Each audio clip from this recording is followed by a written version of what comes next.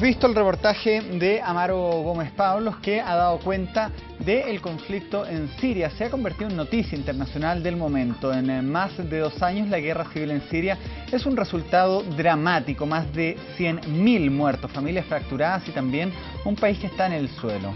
Un equipo del programa Informe Especial, encabezado por Amaro Gómez Pablos, viajó hasta esta nación árabe y la conclusión es una: los niños son la cara más triste de esta masacre. Queremos entender bien este conflicto en Siria, lo queremos entender en profundidad, y para eso nos encontramos en el estudio de Canal 24 Horas con el coronel en retiro del Ejército de Chile, el señor Hugo Harvey. Coronel, bienvenido al Canal 24 Horas. Muchas gracias, buenas noches. Bueno, junto a él, que ha estado de hecho 2 veces en Medio Oriente y es doctor en estudios internacionales, vamos a hablar de este conflicto. Usted ha sido profesor de la Academia de Guerra y también de la Academia Nacional de Estudios Políticos Estratégicos, la ANEPE, que se preocupa generalmente de estos temas de seguridad internacional. Lo primero que me gustaría entender, para poner en contexto este drama humano que se está viviendo en Siria, es centrarnos en el Medio Oriente. ¿Por qué es una zona que de un tiempo a esta parte ha estado permanentemente en conflicto? De un tiempo a esta parte me refiero ya a la segunda mitad del siglo XX, desde el año terminada la Segunda Guerra Mundial. Sí, y yo diría que un poco más que eso.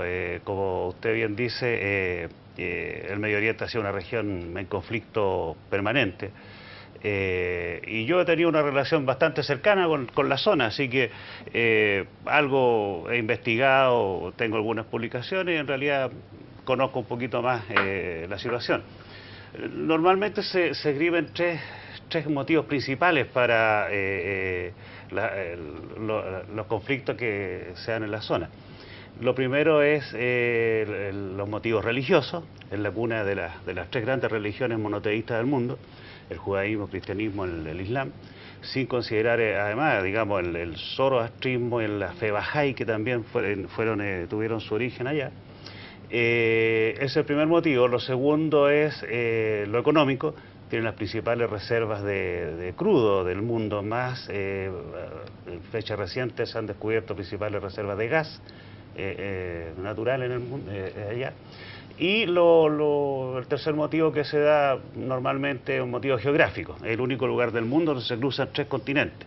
Bueno, todo esto produce una mezcla bien explosiva: lo geográfico, lo económico y lo religioso. Yo diría que básicamente lo económico y lo religioso son los que provocan la mayor crisis. Al mezclarse con la política, con el poder, lo religioso y lo económico, estamos en presencia entonces de esta situación de conflicto casi permanente que afecta al área. Claro, nosotros, para los occidentales, es difícil entender cómo la religión predomina en lugares como estos. De hecho, hemos sido testigos de esta rebelión que hubo hace algunos días atrás en Turquía, donde el gobierno de Erdogan se vio bastante complicado justamente por endurecer una postura religiosa en lo que era la política. Y para qué hablar de Egipto, donde el partido de los hermanos musulmanes han hecho que el gobierno de Mohamed Mursi caiga justamente por esta postura más cercana al Islam, siendo que Mursi se veía como un hombre mucho más liberal a lo que había sido el gobierno de Hosni Mubarak, que termina por caer luego de la primavera árabe. Sí, bueno, eso es muy cierto. Lo que pasa es que Mursi asume, claro, como un gobierno laico, pero fue derivando cada vez más hacia un gobierno más islámico. Tan solo un año alcanza a estar. Sí, pero en ese año ya se notó su tendencia, digamos. Influida por los hermanos musulmanes. Claro, él pertenece a la hermandad musulmana. Y por cierto, hacia allá era su tendencia. Había intentado incluso cambiar la constitución, modificarla hacia un gobierno bastante más fundamentalista, más islámico. Y eso es lo que nos cuesta entender a nosotros. Nos cuesta muchísimo entender cómo la religión tiene tanta fuerza y se mezcla con la política y produce esto, como he dicho, esta suerte de explosión. Eso pasa hasta lo que se conoce como la primavera árabe. Usted me pasó una presentación que tiene, si quiere puede empezar a pedir las gráficas, para ir poniendo en contexto y también esta primavera árabe. ¿En qué países surgió la primavera árabe y cuál es la situación actual que hay? Mira, y de ahí podemos entender también lo que está pasando hoy en Siria. Sí, es básico entender eso, la primavera árabe, porque fue un movimiento de rebelión, de revolución, Ahí se muestran los países del Medio Oriente, porque quieras o no está claro, digamos... ¿Qué entendemos por Medio Oriente? Ese es el punto principal. Vamos aquí con pera y con manzana, don Hugo. Usted tiene todo el tiempo del mundo para hacer esta clase. Le dio justamente el clavo. No existe una definición uniforme de lo que es el Medio Oriente. Se sabe que está al oriente de algo, digamos, y ese algo es Europa, o sea, es una visión totalmente eurocéntrica. Y por descarte, el lejano oriente era, ¿no es cierto?, China, Japón, Corea. El cercano oriente, más el comienzo de Asia, Turquía, ¿no es cierto? Y lo que queda al medio, por descarte, fue el Medio Oriente. El Medio Oriente muchas veces la gente lo asimila a los países de Asia. Básicamente Israel, el territorio palestino, Jordania, Líbano, pero ese tiene el inconveniente que deja fuera países árabes ubicados en África. Mucha gente también identifica el Medio Oriente con el Islam, lo que tampoco es acertado, ya que esa visión deja fuera a Israel, donde la religión predominante es el judaísmo, Chipre en alguna medida, así que tampoco el Medio Oriente es sinónimo de Islam. Bueno, el asunto es que hay un consenso, los países que integran el Medio Oriente son 17, que son los que se muestran ahí en ese gráfico, y hay algunos que son asociados al Medio Oriente normalmente por costumbre, por religión, por idioma, que son los que se muestran en el norte de África, y es allí donde comenzó la primavera árabe. Este movimiento de insurrección civil comienza en Túnez. A ver, ¿podemos ir mostrando la siguiente? No, esos son los... bueno, ahí es lo que refleja eso. El valor estratégico que tiene la zona. Por cierto, ahí está el canal de Suez, el estrecho de Hormuz. ¿Por qué es importante el canal de Suez? Porque por allí pasa muchísimo tráfico marítimo. Las estadísticas muestran que son 70 buques más o menos que pasan al día. El canal de Suez que une a Egipto con Israel.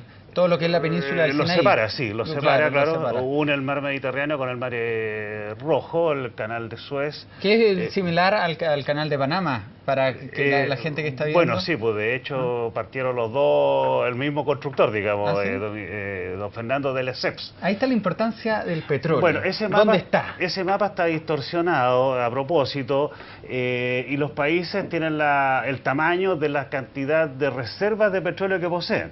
Vemos que Chile prácticamente no aparece, digamos, pero sí se ve, por ejemplo, Arabia Saudita, un tamaño enorme, Europa muy reducido, y luego Irak y los otros países que son los que tienen mayores reservas. Ahora vemos que Arabia Saudita junto con Irak es uno de los países más importantes de la producción del petróleo en la zona. Así es. Bueno, todo ese petróleo tiene que llegar a Occidente, y ese llegar a Occidente pasa por el canal de Suez. ¿Y el gran consumidor de petróleo en el mundo? Bueno, ni hablar, por la primera potencia, Estados Unidos. Sí, por cierto. Entonces, señor Harvey, ¿es antojadizo decir que Estados Unidos está interesado en la zona por el petróleo? Algo de eso hay, pero la verdad es que una visión un poquito simplista. Sí. Pero es la conclusión que uno como civil entiende, saca. O sea, Estados Unidos, el principal consumidor de petróleo, y se preocupa de gran manera en esta zona productora de petróleo. ¿Para qué hablar de lo que pasó en Irak? Sí, no es cierto, pero insisto, la principal fuente de petróleo de Estados Unidos es Canadá. Es Canadá, Arabia Saudita, los otros países creo que vienen en tercero o cuarto lugar. Perfecto. Entonces, la gente muchas veces asocia lo que usted me dice, pero la verdad, como le digo, que el principal abastecedor de petróleo de Estados Unidos es Canadá. Por cierto, también influye Estados Unidos en la década del 70, se dio cuenta de dos cosas: que casi toda su energía, su industria se movía por el petróleo, y que casi todo su petróleo venía del Medio Oriente. Eso trató de revertirlo entonces, buscando otros abastecedores, otras fuentes. Pero sí, el petróleo tiene una importancia. Veamos otra gráfica para que podamos seguir explicando la importancia de este conflicto. Estos son los idiomas y el lenguaje. Esta es la cantidad de idiomas que se hablan en el Medio Oriente, cerca de 50 idiomas, pese a que la mayoría habla árabe, se supone algunos acentos, algunas variaciones, pero en general se pueden entender. Lo anecdótico ahí que yo le puse es que, y yo estuve en ese lugar, hay un pueblito en Siria que se llama Maalula. ¿Ya? que es el único lugar donde se habla arameo. Arameo es el idioma que se habló en la época de Jesucristo, exactamente. Incluso una película que se hizo hace tiempo que se habló toda en arameo, se fue a aprender allá. Digamos. La pasión de Jesucristo, sí, de Mel Gibson, sí, habla íntegramente en arameo. Sí, es anecdótico y lo interesante es que son cristianos. Bueno, todo el pueblo es cristiano. Que la gráfica siguiente habla de justamente las religiones, ahí sí. están.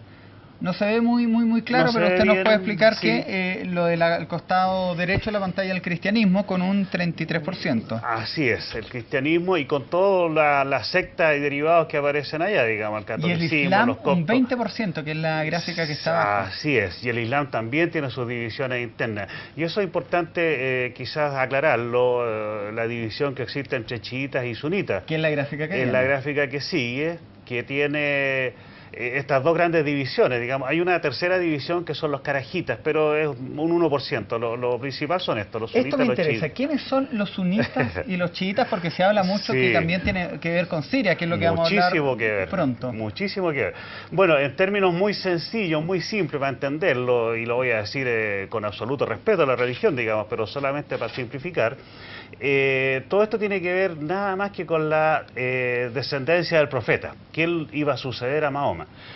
Mahoma no dejó ni nada estipulado cuando él falleció y tenía el poder bastante centralizado. En consecuencia se produjo un vacío cuando muere Mahoma y hubo dos tendencias. Una tendencia que manifestó que el sucesor debía buscarse por la vía de su hija. Lo que pasa es que Mahoma tuvo una señora casi durante gran parte de su vida, hasta que murió ella. De ahí tuvo 9 señoras más, 9 esposas más, pero nunca tuvo hijos hombres. Tuvo 2 hijos hombres, pero murieron muy pequeñitos. Y entonces esto de no tener hijos hombres en esta sociedad es casi una tragedia, digamos. La descendencia. Estamos hablando, claro, del año 500 y tanto después de Cristo, 570 más o menos. Bueno, entonces hubo una corriente que al fallecer Mahoma dice la descendencia, el reemplazo de Mahoma va a surgir de la descendencia a través de su hija que se llamaba Fátima, que era casada con un señor que se llamaba Ali. Esos que postulan esa tendencia del reemplazo por la vía de su pariente son los chiitas, que son la minoría, no recuerdo en este minuto, pero son la minoría, ser un 20-30% los chiitas, pero sí son mayoría en algunos países. Que es el verde más claro. Así es. El verde más claro. Y el rojo, el verde más oscuro son sí, los sunitas. Bueno, esta vertiente dijo la descendencia del profeta es la que se va a respetar a través de Fátima y Ali. Pero otros dijeron, no, este asunto no va por la vía de la hija, así que, pero ¿y cómo entonces nos organizamos? Muy sencillo, decían. El profeta en vida nos legó sus enseñanzas, su ejemplo, sus escritos, sus dichos y su acción, su actitud en general. Y todo eso conformó lo que se llama la tradición. Entonces dicen los sunitas, nosotros no necesitamos un imán, no necesitamos un líder. Basta que sigamos la tradición del profeta, y esa tradición suna, quiere decir tradición. Los sunitas entonces se diferencian respecto de los chiitas por esto que estoy diciendo, la descendencia del profeta, básicamente. Los sunitas son mayoría. Ahora está, a ver si vemos también la siguiente gráfica. Los 5 pilares del Islam. Bueno, tanto sunitas como chiitas respetan estos 5 pilares y en general yo creo que la mayoría los respeta. Ahora es interesante tener en cuenta que dentro del chiismo existe una vertiente que son los alawitas. Claro, de hecho los alawitas es la corriente del musulmán donde pertenece Bashar al-Assad. Así es. Y aproximándonos ya al caso de Siria, para entender la situación en Siria hay que entender básicamente 2 cosas principales y una menor, digamos. La principal es el rol de la familia al-Assad. El Assad, Hafez el-Assad, el padre de Bashar, era oficial de la Fuerza Aérea, me parece, participa en un golpe de Estado en los años 70, el 70 y el 71 ya asume el poder. Y desde allí la familia al-Assad, digamos, ya llevamos 40 años que no ha entregado el poder. por cierto, han ido a elecciones y lo que le da un carácter de democracia al asunto, pero son elecciones que se ganan con un 98, 99%. Aparecía en el reportaje de Amaro. Lo vi el reportaje de Amaro, sí. Entonces llama la atención. Lo concreto es que ya 40 años esta familia al-Assad, el sucesor de Hafez el-Assad era el hermano mayor de Bashar, que falleció en un accidente en auto. El segundo hijo de Hafez el-Assad falleció en circunstancias que nunca estuvieron muy claras, pero al parecer una combinación de exceso de droga y otra cosa nunca se aclaró. Y en consecuencia se acudió a Bashar, que Bashar es oftalmólogo. Él no tenía mucho interés en la política, pero al producirse estos fallecimientos de sus hermanos mayores, finalmente él asume el poder. De hecho, el fin de semana conversaba con con el segundo comandante del regimiento Win, que es el teniente coronel Alejandro Zuleta. Él estuvo también en Siria y me contaba que esta corriente de los alawí significa los del cerro. Sí. Los del cerro, y se cree que son descendientes de los templarios que estuvieron escapando luego de la cruzada, y justamente se entiende un poco el rasgo físico de Bashar al-Assad, que se escapa al de los musulmanes de la zona. Sí, es bastante alto. Y los alawí en general son de una tez más europea. Sí. Ahora, los alawitas, como decía, claro, tienes toda la razón, es una rama del chiismo, pero los chiitas no los consideran dentro de su religión, digamos, porque son considerados extraños. De hecho, los ritos que practican no son muy conocidos. No practican los 5 pilares que vimos ahí del Islam. Incluso incorporan ritos cristianos. Ellos celebran la Pascua de los Reyes, Epifanía, la Navidad, pero son musulmanes. Pero por eso, entonces los chiitas, al ver esta cosa, fueron aislándolo. Vamos viendo las siguientes gráficas, porque también me están llegando algunas consultas de Twitter, varias, para que usted pueda ir explicando después con bueno, a los televidentes. Es un mapa que se hizo donde la importancia de la religión en los países del mundo. Es interesante porque destaca en los países donde más importancia se le asigna a la religión. En primer lugar, en los países musulmanes, y en segundo lugar son los ubicados en esta área. Perfecto. La siguiente dice, en relación con la primavera árabe, que es lo que termina por desencadenar este conflicto. Nosotros nos habíamos nombrado a Yemen, que también se ve... Lo que pasa, partió en Túnez, partió en Túnez. La primavera árabe tuvo varias características que son comunes a todos los países que salen allí. Y eso, los 4 que están ahí son donde se derrocaron gobiernos. Una de las características es que fue un movimiento que no tenía peticiones concretas. La gente lo que pedía era cosas generales pero básicas. Eliminar la corrupción, pedía trabajo, pedía mayor dignidad, pedía un hogar digno, pedía respeto a las libertades básicas. Entonces, eso prendió. Se inició en Túnez. En Túnez, la otra característica interesante es que los gobiernos que cayeron son gobiernos que llevan 30 años y quizás más. Claro, el caso de Egipto, el caso de Mohamed al-Gaddafi en Siria. Claro, en Túnez, en Libia, disculpa. En Libia, sí. En Túnez el presidente estaba desde el año 87. En Libia, Gaddafi estaba desde el año 69. Además que había incorporado unas reformas bien particulares, por decirlo así. Él se había llamado gran hermano guía de la gran revolución y rey de reyes tradicionales de África. Tenía unos títulos puestos por él bastante. Me parece que las siguientes gráficas van poniendo en perspectiva quiénes eran estos gobernantes, comenzando por Túnez. Eso lo vamos a ir pasando rápido Túnez del año 87, Gaddafi ya vimos, está del año 69 en el poder. Viene Egipto. Egipto que ha estado en la palestra últimamente porque continúa la revolución ahí. Egipto es bien especial el caso porque el primer presidente elegido democráticamente fue Mursi. Egipto nunca tuvo un presidente hasta Mursi. Pasaron de los faraones a los reyes, bueno, claro, pasando por los romanos, bizantinos, persas, árabes. hasta llegar a una serie de generales que se iban entregando al poder, digamos. Hasta este señor Mursi, y bueno, no fue derrocado. Yemen también lo mismo, la misma característica, el presidente estaba en el poder desde el año 83. Y llegamos a Siria. Siria, como digamos, bueno, esos son los tres factores que hay que entender para entender la crisis en Siria. La familia al-Assad, como dije, que ya llevan el poder desde el año 70. Los alawitas, que como veíamos son una minoría, en Siria la mayoría es sunita, son un 72% me parece, y los alawitas son un 12%, entonces, pero ellos controlan el asunto. Pongamos a Siria en el mapa mundial sí. para poder entender la ubicación geopolítica o georreferencial. Me parece que está en una polla aparte, Cristian, que se llama Mapa Siria y Vecinos, porque la ubicación de Siria también es muy clave. Ahí lo tenemos en la pantalla. Bueno, claro, el simple mapa ya nos muestra la importancia de la ubicación de Siria.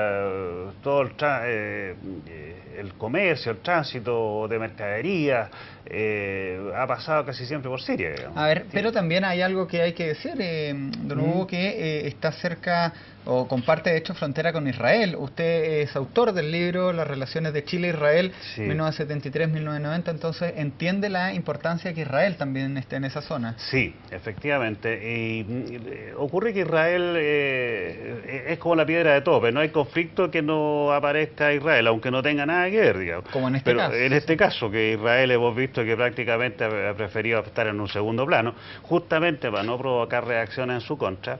Lo que sí han habido 2 ataques aéreos a territorio sirio, que Israel nunca lo ha reconocido, pero al parecer ellos habrían sido.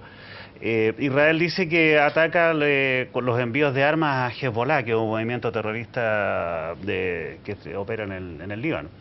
Y Damasco ha dicho que nunca ha enviado armas para allá, sino que estos ataques han sido a convoyes humanitarios. Bueno, siempre está la duda, porque esa otra característica de todo este conflicto, la información es muy confusa. En la guerra, la primera víctima es la verdad. Sí. Así se dice. Entonces, la información es confusa. Hemos visto este mismo asunto de las armas químicas. Ha salido 2 o 3 veces antes, 2 recuerdo yo que ha salido. Estados Unidos ha dicho que esa es la línea roja. Hace unos meses dijo ya se cruzó la línea roja y desplegó medios en Jordania, pero medios de asesoría, no de intervención. De hecho, se creía que este ataque era inminente, por lo menos el jueves pasado, y misma Naciones Unidas frena un poco a Estados Unidos y le dice, bueno, hay que tener pruebas, y si uno revisa para atrás, el historial bélico de Estados Unidos ha sido bastante confuso, partiendo por la guerra de Vietnam, donde se dice que se atacan unos buques de guerra norteamericanos, y se resulta que no era tan así. Yéndonos más a temas más actuales, la guerra de Irak, se da como inicio una causa de armas de destrucción masiva, hace ingreso el ejército norteamericano y se reconoce que estas armas de destrucción masiva nunca existieron. Entonces, claro, la misma comunidad internacional, Estados Unidos... Está un poquito escéptico, Y lo mismo en Afganistán. En Afganistán, Estados Unidos, Afganistán fue invadido, digamos, por la Unión Soviética en el tiempo de la Guerra Fría. Estados Unidos se dedicó a armar a los contras. Y luego se dedicó a atacarlo a los talibanes y actualmente no sabe cómo salir de Afganistán. Entonces Estados Unidos ha tenido, sí, eso es cierto, esa política, yo diría una real política y de acuerdo a sus intereses, digamos. Veamos la gráfica siguiente que habla de los refugiados para luego dar paso también mira, ahí están los refugiados, esas zonas azules con círculos son las víctimas civiles, se podría decir, de todo este conflicto. Ese es el principal drama de esta crisis actual en Siria, los refugiados, porque son varios los millones los desplazados y que tienen que llegar a alguna parte, y esa alguna parte normalmente son los países vecinos. Jordania, por ejemplo, tiene una gran cantidad de refugiados, debe tener unos 500.000 refugiados actualmente. Veíamos en el reportaje de Amaro la situación en la frontera con Turquía, verdaderas ciudades con supermercados, colegios, en carpas. Entonces los más afectados en esto son la población civil, víctimas inocentes que no tienen nada que ver, digamos. Veamos el reportaje, un extracto del reportaje de Amaro para poner en contexto esto y luego vamos a responder las consultas de Twitter, la nota de este informe especial que vimos es de la periodista Natalia López.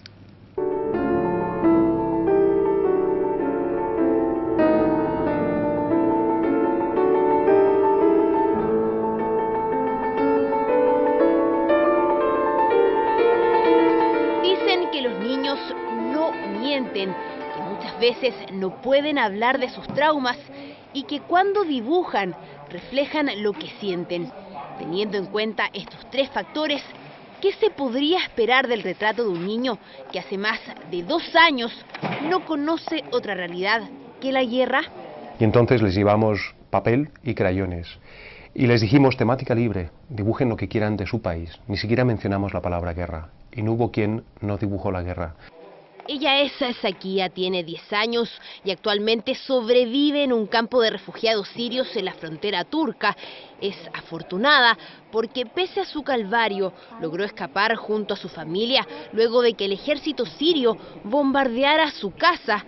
Ella representa solo a una de las miles de familias que perdieron todo, incluso a sus miembros.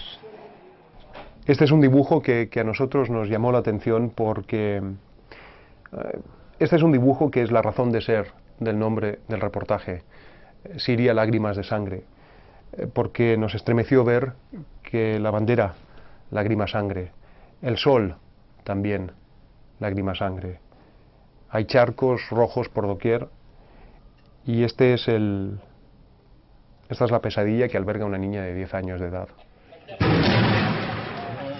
La guerra civil siria comenzó hace más de 2 años, contagiada por la primavera árabe.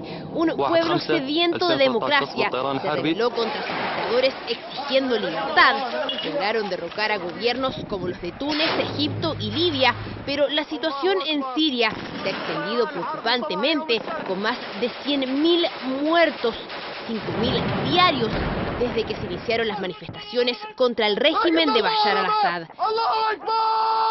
Eso obliga a miles de personas a escapar diariamente hacia países fronterizos, o por lo menos intentarlo. Algunos lo logran, otros mueren. En los campamentos ves también esas otras heridas menos visibles, invisibles, que son las que llevan en la cabeza gente que también está fracturada, igual que el país. La masacre que se vive a diario en Siria, agravada por la existencia de armas químicas, ha puesto al país en los ojos del mundo, convirtiéndose en la noticia internacional del momento. Más ahora cuando este sábado el presidente Barack Obama anunciara que atacará militarmente si consigue el respaldo de su Congreso. Palabras que este domingo tuvieron respuesta de la comunidad internacional y también de Siria, donde tomaron las declaraciones de Obama como una histórica retirada y que en el caso de una intervención atacarán con fuerza. Y si bien es la noticia del momento, su cobertura se hace difícil porque puedes entrar al país, pero nadie te garantizará salir con vida. Hoy son cerca de 15 los periodistas que continúan desaparecidos. Una mezquita de 1400 años. Bueno, ahí está parte de lo que vimos en el reportaje de Amaro Gómez Pablos, pero Hugo Harvey, nuestro invitado, también estuvo en Siria en el año 88, si entiendo bien. Así es, sí. ¿Qué es lo que se podía ver en el tiempo que usted estuvo de observador en Naciones Unidas? Y lo primero, ¿qué hace un coronel del Ejército de Chile enviado a Siria de parte de Naciones Unidas? ¿Nos puede contar también eso? Sí, por supuesto. Bueno, para mí es muy impresionante ver estas imágenes. ¿Hay fotos suyas de cuando estaba? Debo aclarar que no fui de coronela, fui de mayor, cuando era mayor de ejército. Perfecto. Esas imágenes son de blindados, restos blindados. Esa en el Líbano, para que vean la violencia que existía en el Líbano en ese tiempo. Yo era mayor, fui de observador de Naciones Unidas, justamente en la frontera entre Siria e Israel, que no hay frontera, o sea, no hay lugar de cruce, es una zona absolutamente vedada para tránsito civiles, y muy explosiva además, muy sensible. Cuando yo fui, el padre de Bashar al-Assad estaba en el poder. Controlaba con mano bastante dura a la población, había, yo recuerdo, un culto a la personalidad bastante grande, unas gigantografías de los principales edificios, pero en general el pueblo sirio se notaba tranquilo, digamos, feliz. Debo decir que el pueblo sirio es extremadamente gentil, amistoso, yo tengo los mejores recuerdos de mi época allá. Por eso es que es tan impresionante ver las imágenes ahora cómo se destruye Damasco, una ciudad muy linda, con un patrimonio religioso, histórico, arquitectónico enorme. Alepo, la vi en ruinas, Homs también, Latakia, algo también afectado. Entonces la situación es bastante distinta cuando yo estaba. Por ejemplo, la bomba vecina que aparece allí con impacto era en el Líbano, pero ahora el Líbano está en calma, está en paz. Por eso es que la situación en el Medio Oriente es esencialmente evolutiva. Esto en ningún minuto se podría haber pensado en esos años que iba a estar prácticamente en una guerra civil siria. Vamos con las preguntas también que están haciendo nuestros amigos de Twitter a Hugo Harvey, que le preguntan si es una guerra religiosa, como hemos explicado acá, que tiene motivos bastante claros por lo menos. ¿Qué hace Estados Unidos pidiendo bélicamente o interviniendo próximamente? Todo hace pensar que estarían interviniendo en Siria si nadie se lo ha pedido. Pablo Preus. Sí, bueno, en mi opinión no tiene nada que hacer Estados Unidos ya, digamos, nada que hacer, porque las represalias pueden ser enormes. Y yo creo que está interviniendo ante la presión internacional, básicamente. Pero la verdad, digamos, las consecuencias son impredecibles. Si actúa Estados Unidos... Puede haber una escalada de violencia también. Sí, por cierto, este es un barril de pólvora. En cualquier minuto puede, digamos... Irán ha amenazado con bombardear Israel, Siria ha amenazado con una guerra total, entonces las consecuencias son impredecibles, y ya lo vimos hace poquito, subió el precio del petróleo, bajaron las acciones, bueno... ¿Qué tan ciertos son las declaraciones del gobierno sirio de una respuesta bastante poderosa a una intervención militar de Estados Unidos? Usted que tuvo la oportunidad de, en el año 88, conocer la zona. Sí, yo creo que las amenazas del presidente sirio son ciertas. Sus fuerzas armadas no se saben los efectivos actuales, los números, el material, pero lo que sí se sabe es que son poderosas, podrán estar reducidas, pero son una de las fuerzas armadas más poderosas del Medio Oriente. Egipto diría yo que inicialmente y luego Siria, digamos, es una amenaza creíble. Vamos con la... Y Rusia le estaba mandando algún tipo de material que tampoco se sabe con certeza qué es, pero tiene material relativamente moderno. ¿No se entiende que Rusia es un aliado de Estados Unidos? ¿De Estados Unidos? Ahora que tienen buenas relaciones. Tienen buenas relaciones, pero... Se han visto enfriadas después de que Rusia le otorgara asilo a Edward Snowden. Sí, correcto. Y en este caso específico, Rusia está apoyando a Siria. Rusia tiene intereses, grandes intereses de negocio. ¿Cuál es la economía siria? ¿De qué viven? ¿Cuál es su producción? No tiene recursos naturales suficientes como para exportar, digamos. Es comercio interno, agricultura, ganadería, diría yo que básicamente no tiene grandes cantidades de reservas de petróleo, no. Pero sí, Rusia ha invertido fuertemente en Siria, tiene grandes compromisos. Y además tiene una base naval, Rusia, en el puerto de Tartus, en Siria, que es uno de los motivos importante por los cuales apoya a Siria, digamos. Vamos con la otra consulta de los tuiteros, a ver qué están preguntando. Freddy Patricio, ¿en qué influye la descendencia étnica en Siria? Perseguidos y perseguidores, es parte de lo que usted nos decía. Correcto. De los chiitas, sunistas y alawí. Exactamente, claro, o sea, lo étnico yo lo asimilo a lo religioso, que estas dos grandes vertientes, los sunitas, chiitas y dentro de eso los alawitas, como decíamos, tienen diferencias irreconciliables. De hecho, Hezbollah, que es un movimiento chiita, está apoyando al presidente al-Assad, y Al-Qaeda, curiosamente, otro movimiento, está porque Al-Assad salga del poder. Entonces, es un asunto religioso también, digamos. Vamos con la siguiente pregunta, vamos avanzando rápido, pues hay muchas. ¿Por qué Israel no se ha pronunciado con claridad?, pregunta Diego Arriaza. Porque Israel, lo que comentábamos nosotros, le interesa estar en un segundo plano, sabe que de intervenir. Israel es el que une, el enemigo sionista, digamos, que une todas las odiosidades del mundo árabe.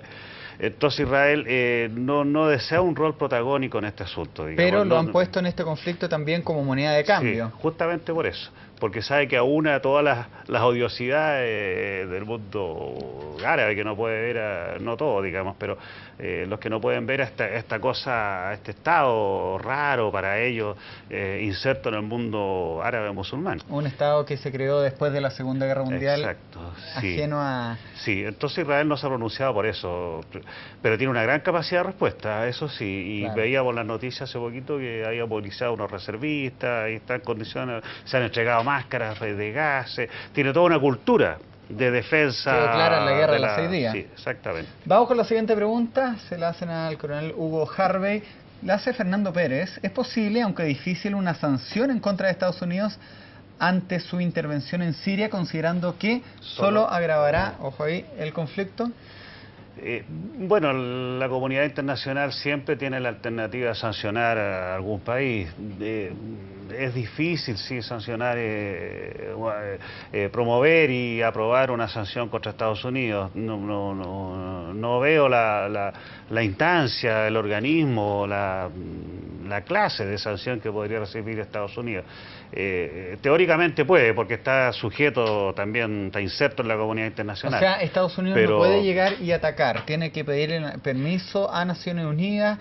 Si Naciones Unidas no da ese permiso es excluyente o solamente una recomendación, y Estados Unidos podría atacar con o sin permiso de la ONU. Yo creo que puede atacar con o sin permiso, digamos. Lo que pasa es que no le interesa tampoco ser un agresor permanente. Por eso ha frenado un poco. Correcto, por eso el presidente Obama, pese a tener la autoridad para hacerlo, ha esperado al Congreso, que creo que se reúnen de nuevo el 9 de septiembre, el Congreso norteamericano, busca aliados, busca ayuda internacional.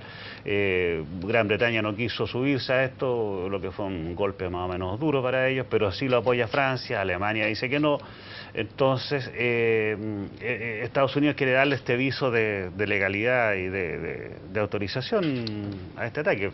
Hay otra consulta que la hace Tonchi. Dice, en caso hipotético, ¿cuáles serían los aliados y los contrarios a Siria en el Medio Oriente? Bueno, aliados de Siria son bien poquitos. Está Irán.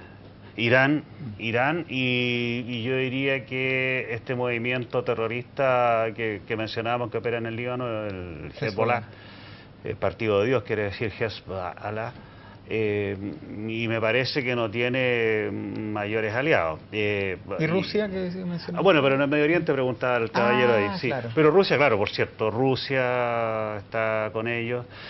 Hay algunos países que no se han pronunciado justamente porque tienen más problemas internos. Egipto no se ha pronunciado. Irak en alguna medida ha estado también medio... Se menciona también a la Liga Árabe. Cuando hablamos de la Liga Árabe, sí. ¿A quién nos referimos? La Liga Árabe reúne, bueno, la mayoría de los países de esa árabe. Tiene poder. De hecho, expulsó a Egipto la Liga Árabe cuando Egipto firmó un tratado de paz con Israel, a Anwar Sadat, que por eso lo mataron. Lo mataron en esa parada militar. Y fue tanto que expulsaron a Egipto la Liga Árabe, pero después se reincorporó. Bueno, la Liga Árabe está en contra del gobierno de el-Assad. Turquía ha sido un opositor desde el primer día a Bashar el-Assad. De hecho, se dice que muchos golpes de los rebeldes parten del territorio turco. Quien otro, Jordania también tiene una posición media indecisa. Jordania ya veíamos, su problema son los refugiados.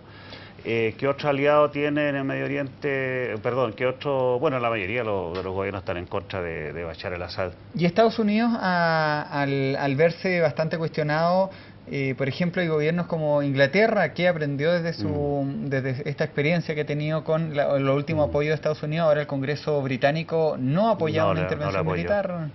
No lo apoyó, y como decía hace poquito, yo creo que fue un duro golpe para Estados Unidos, porque Estados Unidos tiene una relación muy especial, en una categoría aparte, a dos países en el mundo, a Gran Bretaña y a Israel.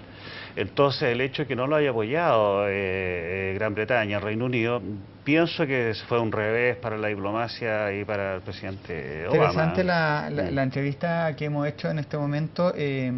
Ya para terminar, creo que quedan algunas luces para nuestros televidentes que están haciendo muchas consultas. Segunda persona que me pregunta lo mismo. ¿Puede esto causar una tercera guerra mundial? No creo, no, el mundo no estaba guerras mundiales, creo yo, pero sí un conflicto de proporciones, de consecuencias que nadie puede predecir. Y lo linkeo con la última pregunta que quiero hacer, que es lo que nos interesa a los chilenos. Vamos con la pregunta de Twitter para terminar esta entrevista. ¿En qué nos afecta a los chilenos? Directamente yo pienso que no mucho. Pero sí en el precio de la encina. Bueno, lo económico, por cierto, nos afecta muchísimo. Ahora, hay muchos descendientes sirios en Chile. Hay bastante. Entonces, ellos han seguido todo este acontecer, este conflicto con mucho interés. Yo he estado en pueblos en Siria donde tenemos gente que ha emigrado a Chile.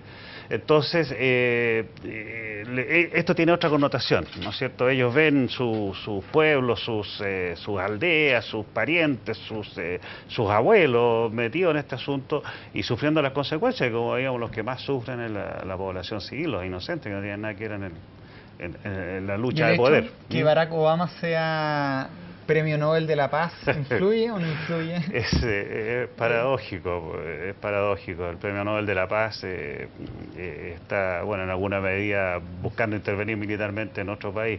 Es paradójico, es el adjetivo que le puedo dar. Hugo Harvey, quiero agradecerle su tiempo acá en el canal 24 Horas y bueno, lo esperamos para otra conversación de temas internacionales, donde usted ha dejado claro que este conflicto no se inició hace un par de semanas cuando la prensa internacional ha puesto sus ojos luego de esta revuelta, sino que por lo menos desde el año 2011 que comenzó esta guerra civil que ha destruido este país que usted conoció en el año 88. Bueno, pues muchas gracias por invitarme y espero haber cooperado en algo. Ahí estamos, muy amable. Muy gentil, gracias.